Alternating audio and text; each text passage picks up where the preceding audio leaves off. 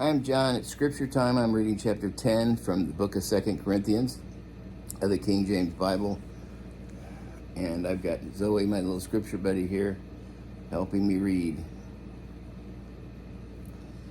Chapter 10. Now I, Paul, myself beseech you by the meekness and gentleness of Christ, who is in presence and based among you, but being absent and bold towards you. But I beseech you that I may not be bold when I am present with that confidence wherewith I think to be bold against some which think of us as if we walked according to the flesh. For though we walk in the flesh, we do not war after the flesh. For the weapons of our warfare are not carnal, but mighty through God to pulling down of strongholds, casting down imaginations and every high thing that exalts itself against the knowledge of God, and brings into captivity every thought to the obedience of Christ, and having in a readiness to revenge all disobedience when your obedience is fulfilled. Do ye look on things after the outward appearance?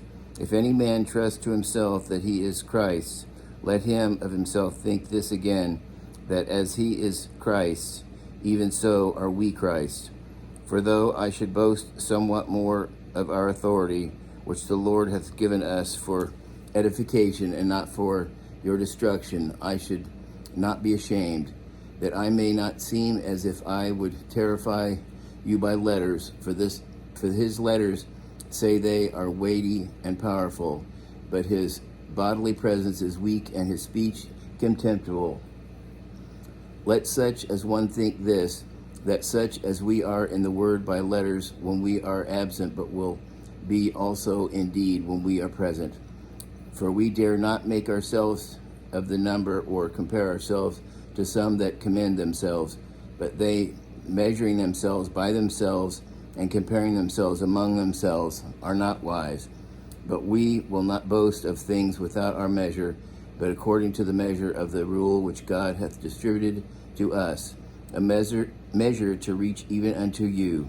For we stretch not ourselves beyond our measure, as though we reached not unto you, for we are come as far as you also in preaching the gospel of Christ, not boasting of things without our measure, that is, if other men's labors, but having hope, when your faith is increased, that we shall be enlarged by you according to the rule abundantly, to preach the gospel in regions beyond you, and not to boast in another man's line of things made ready to our hand. But he that glories, let him glory in the Lord. For not he that commendeth himself is approved, but whom the Lord commends.